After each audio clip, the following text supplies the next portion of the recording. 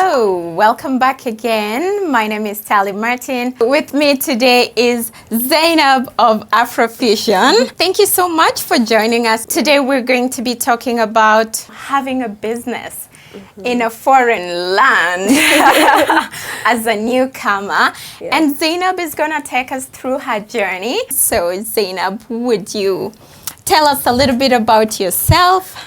So my name is Zainab. I'm a Nigerian. I came to Canada to study. I did finish from TRU. I finished as a registered nurse in 2021. Wow. Yeah. So from nursing to owning a restaurant, I mean, guys, this is amazing right here. That is passion. So how about Afrofusion? How did that come to be? So I've always loved to cook. I come from a fairly large family. So basically my dad back home always did this charity event during the Eid. So this is after Ramadan. We cooked for a large number of people. So when I came to Kamloops, I started doing that. So I used to cook for just anybody free of charge and once a year. And so I just invite everybody. So the numbers started growing. And in 2020, this was COVID period, but I think there were over 150 or so people. So from there, there was a demand for the food, and it went past the free food period, And so I was thinking about opening a restaurant. It has always been my dream, aside from nursing. And I think what happened was I went hiking one time and I broke my leg. So I couldn't go to work, and for the most part I was at home. So I kind of started taking orders and things like that. It grew so much that I couldn't do it from home. So I got my first location. How was that transition from, you wanted to do nursing, and I know a lot of people who can be stuck between pursuing their passions and just, the comfort zones. Yeah. How was that for you? I'm moving on and I'm taking on this passion. So in the back of my mind, I didn't really have make a decision that I'm going to stop nursing and do this. So it kind of played out in that fashion. So when I did finish school, I practiced for a while, and I was about to move to Vancouver to continue my nursing. And then I got a call about a space, which was my first location. So I just took a leap of faith and took it. Wow, I know a lot of people in the community that have all these brilliant ideas, but they're sitting on their dreams. So I hope somebody is inspired today about chasing the dream and pursuing it. Yeah, I always believe that even if it doesn't go well, at least you know that you tried. Having that at the back of your mind would kind of enable you to look at other opportunities. But when you don't try for something that you really believe in, you're stuck in one position, no matter how much you want to go forward. So I feel like exploring all options it's the best way to move forward. So what would you consider was one of your biggest challenges trying to start it and then getting into it? I think one of my biggest challenge was the business aspect of the restaurant, because as much as you follow your passion, this is also a business. So I think I was put into there to kind of learn a lot about business pricing, cost and things like that. So I had to learn as I on the field, basically, right? So that was my biggest challenge. I made a lot of mistakes, but I kind of learned from that. I think another barrier was finances, because being an international student in a different land and having almost no financial support, it's quite a challenge to start any business. I think not having a business background kind of helped me when I look at it in hindsight, because I think it kind of I wasn't able to see the barriers until I entered. So I think from someone that has maybe a business degree or thinks about business, putting down pen numbers on paper, this is what's going to cost me, I didn't do all that. I just kind of went into it and then found out that, okay, these are all the things that I have to figure out and things like that. So I think it kind of, my naiveness kind of helped me not see it as a barrier. I just followed my dream and got in, and I was like, okay, I have to figure it out now. I'm already inside. So what is one of the favorite foods at the restaurant? So the jollof rice, obviously, everybody loves jollof rice. Actually, last year was my first time trying jollof rice. Yeah. And I remember at the tapestry event where you were. I got the jollof rice, and apparently there's a way that they make it that it has this very smoky flavor. Smoky flavor? Yes. So there's like the jollof rice and the patty jollof rice. So the patty jollof rice is the one that is made in event, and it always has that smoky flavor. And so when people cook jollof rice at home, it doesn't necessarily have that flavor. When people want to go eat jollof rice outside, they want that patty jollof rice, you know. So we cooking for like a lot of people, we give it that flavor. So sometimes it can be quite intense. We try to like mellow it down so that it doesn't feel like it's a burnt food. And the spice. You know, jollof rice can be not spicy. I say 4/10. Not that crazy. Not too crazy. What was the next? So this is the asu. This is the goat's meat. As you can see, I don't even need to say too much. There's a lot of spice on that. But that one is like goat's meat with like red peppers, onions. It's almost like a finger food, but it has spice to it. That's really spicy. I don't think you can handle that. If you can't handle the jollof rice, I would say stay away from asu. But do you make it on a level like 1, 2, 4? You can make it, but like it's a spicy meat dish, so it kind of takes away from the originality of the dish. It's like you're not getting the real deal. Yeah. Okay. And you have quite variety in your menu. So we do have a lot of meals. So basically, we kind of tailor to not just African dishes, but like it's like making dishes that you are familiar with, like people in the West are familiar with, but with African spices to it. So we have burgers, we have pastas. We also have like local dishes, something like ofada rice. You don't even get it here. It's we quite have to like import it in, and it has a funky smell to it also. So yeah, we have some very local dishes. So this is the pepper soup. Okay. So this is usually good in the winter, but this is also on the spicier side. We can use fish to make it, or you use like beef. So this is assorted meat, basically tripe and skin and beef, all the different parts in a soup form, and it's really nice. Like it's very healing. Trust me, you have a cold, you take this, it's gone. Because your body's gonna burn from the inside. So we do have the ones that are like out there spicy, but we also have the ones that are like not spicy, where everyone can handle. I mean, zero spice. So you have like diluted versions for people like me. Yes. I feel like a lot of West Africans take it really, really high with their spice levels. Yeah. And East Africans are just a little bit, you know, kind of. Yeah. That's it. This is chicken. This is like the flame grilled chicken. We flame grill it, and so it has a lot of like that flavor to it. Yeah, it's delicious. So this is the chicken. We have plantain.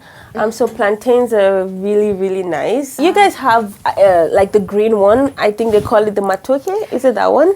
Matoke. You know, I'm actually from Matoke land. Oh, wow. And they make a stew from it, actually. Ours is the ripe one.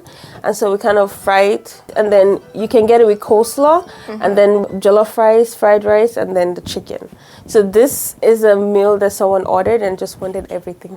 I know my next order. I want the combo so I can try everything. Where do you see yourself maybe in the next 2 years? What are your hopes? You know, I can only dream so far, but I like to push myself because you never know where this goes. Like I said, I like to leave everything in the open, but I'm always of the idea that you have to do everything you can, and if it doesn't work out, you tried, right? Totally. My future plan would be to open in the airport. I don't know. I travel a lot, and I find that you don't actually find no African food in airport. I know airport food is just, you just buy and go. You're not really particular about like the food or whatever, but I just see that as a very huge accomplishment that I want to make. In terms of work, do you find that the business is growing well right now, or do you feel like a year ago it was better? And what is the staffing situation for you? Is it difficult to get staff that can be able to prepare these meals? Yeah, that's a loaded question. So just looking at it on the surface, we can see like a progression. So from home to a space to another bigger restaurant to two locations in the same city. I find that we are growing as a business. So, but overall, I would say that, yeah, there's been a lot of growth, a lot of recognition. I am so grateful for the growth. I'm so grateful for the acceptance in Kamloops as a whole, both in our community and otherwise. Staffing, so yeah, it was quite difficult in the beginning, but I think we're kind of getting to a balance right now. I've also worked in like other restaurants before this, and so I know that African food is quite labor intensive in terms of like it takes time to make any meal. The jollof rice, it's like a 2-hour, 3-hour meal. just that alone. With our policy and the way we do things, we try to make everything as fresh as possible. So we like to serve fresh food, basically. It's kind of challenging having to make such meals that take too much time. For such a fast economy right now, everybody doesn't have time. Everybody wants fast. So it's like it's quite challenging to kind of balance. So it's like you want to put out quality, but quality takes time. When you hire like people, indigenous like Africans, they kind of understand. So it's easier. But hiring like people that are not African, it takes longer to train them, and most of them they don't understand why it takes so long to do this, you know. I try to keep my staffing very diverse because I also I look at Afrofusion as also like a learning tool. We're bringing the African food to the community, where I have so many people that never knew what plantain was and they know now. They never knew what like jollof rice is and they know now. They know the process, they know things, so they kind of appreciate it. Whether they stay or they go, wherever they go, they kind of appreciate like this food, and it's quite different from, you know, the food that they're used to, but they really like it. That's the main thing. I really respect that, the time that it goes into preparing those, you know, delicious meals that you put out for the community. So appreciate that, and the team that really does that for you as well. Especially African food, it's never a one-man business. It's almost impossible. You're going to break down trying to do everything on your own.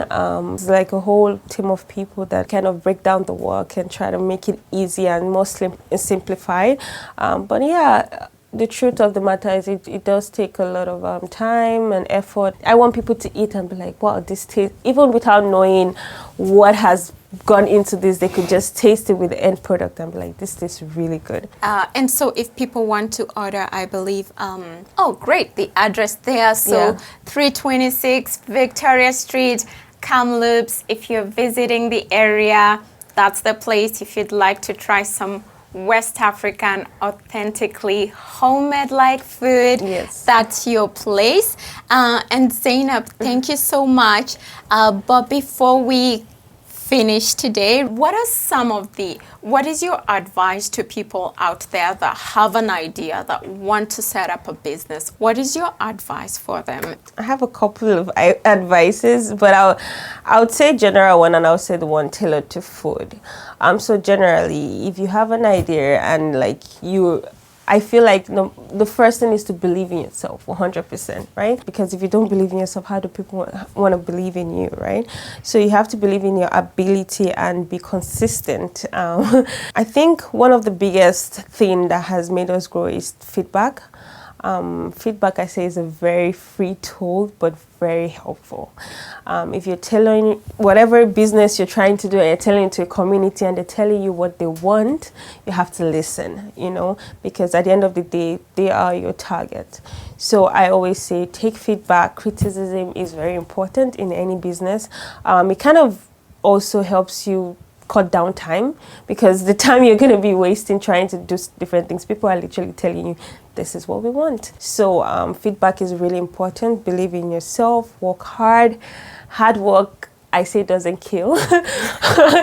And I always say also, like, as much as you believe in something, if it doesn't go the way it is and you've put 100% of the effort you think you can put in it, it's time to dust and move to the next one. There are signs that tells you this is growing, and there are signs that tell you this is not it. And so you just have to listen. Do everything you can, be sincere, be consistent, and listen to feedback. In the restaurant business, I would say it's not an easy business at all. Remember, it's very cost intensive to start. But if you think that is where you really want to go, I would say go for it for the passion, because there's a lot of work that goes into the restaurant business as a whole. And where passion is not there, you find that people are closing down and failing and be like, I can't do this anymore. But when you have so much passion for what you do, and you have a dream and you have a goal at the back of your mind, it makes it easier for you to keep going, even when everything seems to be on a decline. And it doesn't feel like work when you're passionate about something. Yeah, it doesn't feel like, true. It doesn't feel like work, but it depends on how much you keep going and how much you keep going. It doesn't feel like work. That's true. But also, you have to take care of yourself. You know, I say this, but this is also an advice for myself, because sometimes I'm just like doing so many things at the same time. But yeah, when you're passionate about something and you have a goal at the back of your mind, you just keep going. I really like what you said there about self-care, Yeah. and I'm just gonna hang on to that for a little bit, just because I know culturally, you know, self-care is not something that we are taught Yeah. or we do consciously. Yeah. And then you come and learn or get exposure and learn, oh wow, yeah, what I'm doing is actually self-care, or I need to create time for self-care. What do you do for self-care? So I would say I love hiking, or just like I also like sky watching. So sometimes at night I just stay in my car and just watch the stars and things like, and it kind of helps me think and kind of rejuvenates me. Or sometimes I sit in silence and just, you know, I kind of either do the hiking or just do not just sit down Or pray. Yeah, or pray. Yeah. So I pray 5 times a day usually. It kind of helps me with direction and helps me think about like the next things, or you know, when I'm having a hard time at work or something is not going well, it kind of grounds me a little bit, just understanding life as general, that things don't always go as planned. I always think about this, right? I didn't plan to have 2 locations, but here I am. So if something else, like an opposite bad happens, and I didn't plan to have that, but it's there. So it's always for a reason, you know. So self-care is like, it's quite important. I always say, if you don't rest, your body would make you rest eventually, right?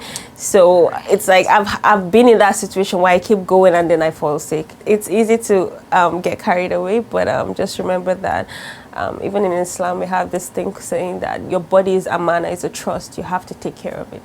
You just mentioned being Muslim as well. I would assume you make halal food. Yes. All your products are Yeah. halal. Was that a challenge? So that is the biggest challenge we have, actually. So because all our meals are halal, and well, not to put anybody off, but halal is quite hard to get and it's quite expensive. I had to do a lot of traveling back and forth every time to just get product. But we can't really reflect the double price in the pricing of the food, you know, you still have to keep it moderate.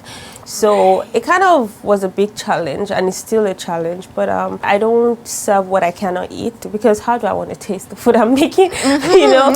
So I try to make it, we try to keep it halal still. And I think even if the business grows beyond me, and it has grown beyond me right now, I still want to keep that as our thing, to serve halal, so something that everyone can eat. Because even if you're not Muslim, it's nice to eat something that is I would say, I don't want to say better, but better.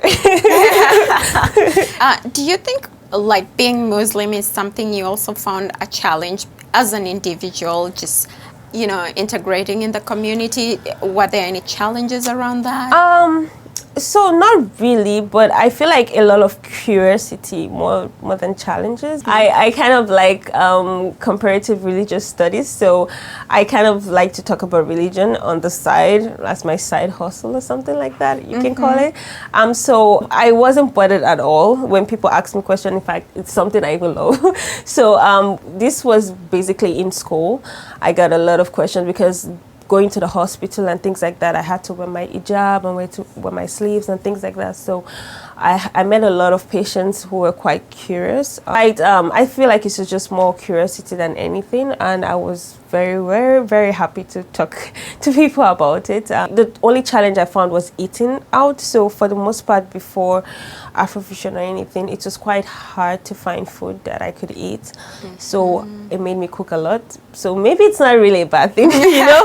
You always have to look at the silver lining of things. It kind of made me also think towards like the kind of food I want to bring out there, which is halal, because I find there's almost no option and it's something everyone can eat, right? And for those that don't know what halal is, like, what's halal? Yeah, what's halal?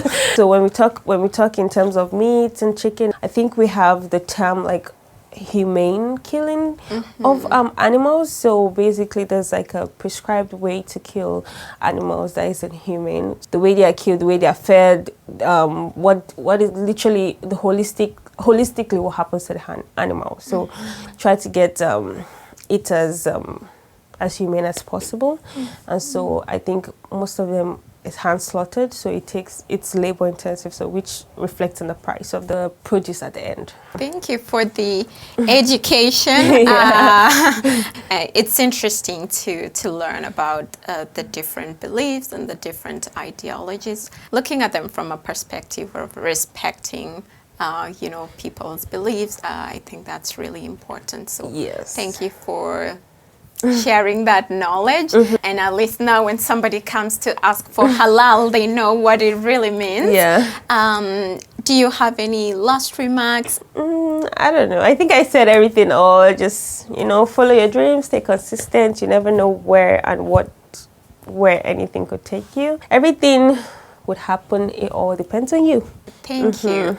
Follow your dreams and stay consistent. Zainab from Afrofusion. Thank you so much for tuning in, and keep subscribing and following us. Have a great time. Bye-bye.